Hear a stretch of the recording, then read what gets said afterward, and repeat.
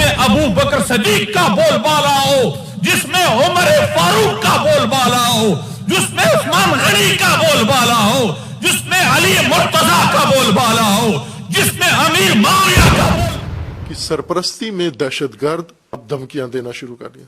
वजीर, वफाकी वजीर बैठा हुआ खुद सदारत कर रहा है।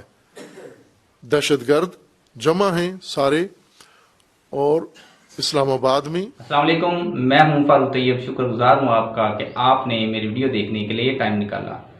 नाज़रीन, बहुत ही गम की बात है, कल से अहले इस्लाम वाले बड़े ही गमगीन हैं। मुफ्ती अब्दुल शकूर साहब, वकील सहाबा, इस्लाम के तर्जमान, जो ऐसे असम्बली में हक गोई करने वाले, सहाबा के हक में बात करने वाले, कोई भी सियासी लीडर हो ना, जो असम्बली में बैठता हो, वो कम ही होगा जो खुल के हक बात करे। ना पर्सनल महफिल में करता है, ना असम्बली में करता है। लेकिन अल्लाह मगफरत फरमाए मुफ्ती साहब की, मुफ्ती अब्दुल शकूर साहब, जो हादसे में बकौल मीडिया के शहीद हो गए। वाकया यूं हुआ कि रोड पे जा रहे गाड़ी जो उनके लगी ड्राइवर वाली सीट पे बैठे थे, उसी तरफ ही स्पीड से आके गाड़ी ने टक्कर लगाई। कुछ का कहना है कि ये एक बहुत बड़ी साजिश है, सवालिया निशान उठा रहे हैं। अब तो वो ड्राइवर जो गाड़ी का था चलाने वाला, जिसने गाड़ी ठोकी मुफ्ती साहब की गाड़ी में, उसकी भी ये लाइसेंस साहब के सामने शो हो रहा है। हुकूमत को चाहिए कि इस लोगों के सवालात का जवाब दे, तहकीक करवाए। क्या वाकया तो नहीं ऐसी बात है? क्या मुफ्ती साहब की शहादत एक हादसा है, इंसानिया है, या फिर एक प्लान की गई साजिश है? महीना पहले, 2 महीने पहले उलमा कन्वेंशन इस्लामाबाद में हुआ, उसमें मुफ्ती साहब ने धुआंधार तकरीर की, और तकरीर ऐसी की कुछ लोगों को वो बर्दाश्त नहीं होती थी। उसी में अगले महीने उनका रिएक्शन भी आ गया। पहले वो तकरीर सुने मुफ्ती साहब की कि मुफ्ती साहब ने क्या तकरीर की, और जवाद नकवी का उस पे रिएक्शन क्या है, क्या उसने जहर उगला उस पे, वो भी सुने। शमे महफिल मोहतरम लुधियानी साहब और उशाके सहाबा, ईमान की तकमील, जो इश्क सहाबा है, मोहब्बत सहाबा है, अल्लाह आम सब की दिलों को रसूलुल्लाह के इन लाडों की मोहब्बत से लबरेज फरमा।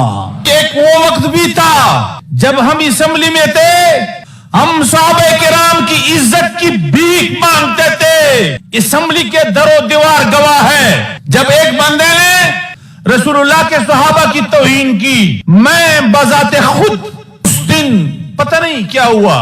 इंसान फिर सहाबा का मसला जब आता है, एक मुसलमान फिर वो सब्र भी नहीं कर सकता। उस दिन असेंबली में हम इस तरह निकल गए कि 3 दिन तक मुकम्मल तौर पर असेंबली को हमने ब्लॉक कर दिया कि उन लोगों को भी जो हमारे और आपके दरमियान माहूद है सहाबा के मुखालिफत के हवाले से, खुदा की कसम मैं चाहता हूं कि उनको सामने लाओ और सहाबा का बिल उन्हीं के जरिए से सेनेट से पास करवा दो। असेंबली के नहीं, कैबिनेट के फ्लोर पर, जिसमें अबू बकर सदीक का बोलबाला हो, जिसमें उमर फारूक का बोलबाला हो, जिसमें उस्मान गनी का बोलबाला हो, जिसमें अली मुर्तजा का बोलबाला हो, जिसमें अमीर माविया का बोलबाला हो। तकबीर। हम सहाबा में मोहब्बत के हवाले से किसी तफरीक के कायल नहीं है। हाँ, वलियत इसमें कोई शक नहीं, अबू बकर है। इसके सामने शैतान आने की जुर्रत नहीं कर सकता। तुम कौन हो कि उमर फारूक को नहीं मानते? न मानो, तुमके न मानने से क्या बनता है? हुकूमती वजीर की सरपरस्ती में दहशतगर्द अब धमकियां देना शुरू कर दिया। वजीर, वफाकी वजीर बैठा हुआ खुद सदारत कर रहा है। दहशतगर्द जमा हैं सारे और इस्लामाबाद में, और वजीर सरपरस्ती कर रहा है, और वजीर मजीद तड़ियां दे रहा है कि अब मैं ऐसे कर दूंगा, अब मैं वैसे कर दूंगा। अब इस सतह पर दहशतगर्दों की सरपरस्ती कर रहे हैं आप, और वज़ीर आज़म कह रहे हैं कि दहशतगर्दों को कौन लाया है। मौजूदा वफाकी वजीर दहशतगर्दों की सरपरस्ती कर रहा है, और दहशतगर्दों की सरपरस्ती में वो फिर धमकियां दे रहा है। नारी तकरीर सुन ली, जवाद नकवी की बातें भी सुन ली, اب میں اس پہ کوئی واضح بات نہیں کروں گا، میں تو ایک دلائل آپ کے سامنے رکھ رہا ہوں، آپ لوگوں کے سامنے اور اعلیٰ حکام کے سامنے،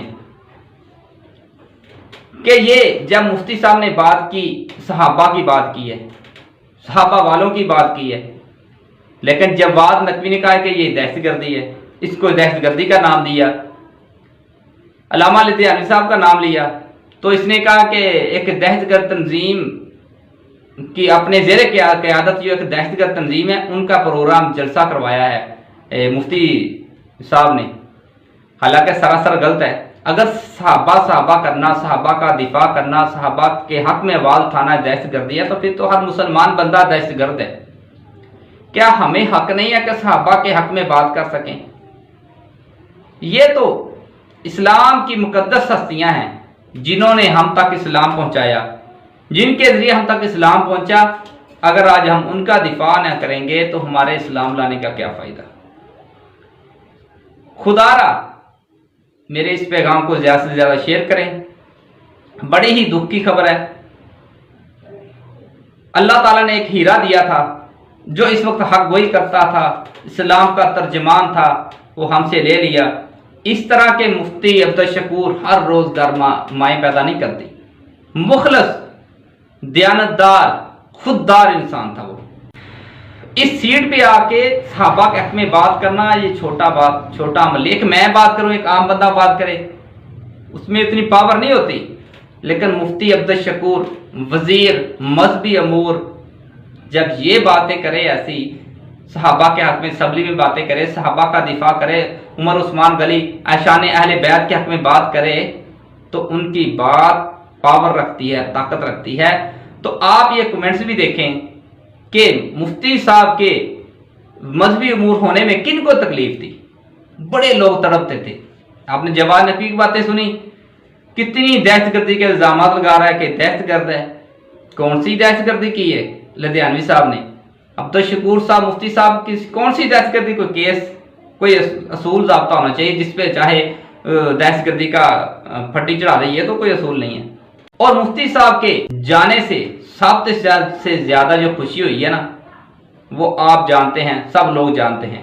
دشمنان صحابہ تڑپتے تھے کہ یہ کون سا بندہ آ گیا جو اسمبلیوں میں بھی باتیں کرتا ہے، صحابہ کے حق میں بل پاس کروا رہا ہے، صحابہ کے حق میں آواز بلند کر رہا ہے۔ تڑپ رہے تھے اس وقت سے، لیکن جب اللہ کو پیارے ہوئے، یہ سازش کی گئی، یا اللہ کی طرف سے ہوا تو اللہ کی طرف سے، یا سازش تھی، یا پلان تھا، یا ایکسیڈنٹ تھا، یہ اللہ جانے، یا تحقیقات تفتیش کرنے والے وہ جانے، تو ہم تو اس پہ سوال نہیں اٹھا سکتے۔ لیکن لوگوں نے جو سوال اٹھائے آپ کے سامنے رکھے، ان دشمنان صحابہ کو انتہائی خوشی ہوئی ہے۔ یہ آپ کمنٹس دیکھیں، اس طرح کے کئی کمنٹ سوشل میڈیا پہ ہیں۔ دکھ اس بات کا ہے کہ ہمارے پی ٹی آئی کے دوست مفتی صاحب پہ آگے سے کیا الزام لگاتے ہیں، شرم نہیں آتی، کہتے ہیں کہ مفتی صاحب نشے کی دھت میں، شراب کی دھت میں گاڑی چلا رہے تو ایکسیڈنٹ ہو گیا۔ کہتے دشمن مریے خوشی نہ منائیے، اپنے یہاں ویٹر جانا۔ بے شک کسی تنظیم سے تعلق رکھتے تھے۔ میں پی ٹی آئی کے ورکر، پی ٹی آئی کے سپورٹر کو، نوجوانوں کو کہوں گا کہ اتنے ہی تقلید میں نہ ہو جائیں، مقلد نہ ہو جائیں، اس کے پیچھے آنکھیں بند کر کے نہ لگ جائیں، جو کہتے جائیں کری جائیں۔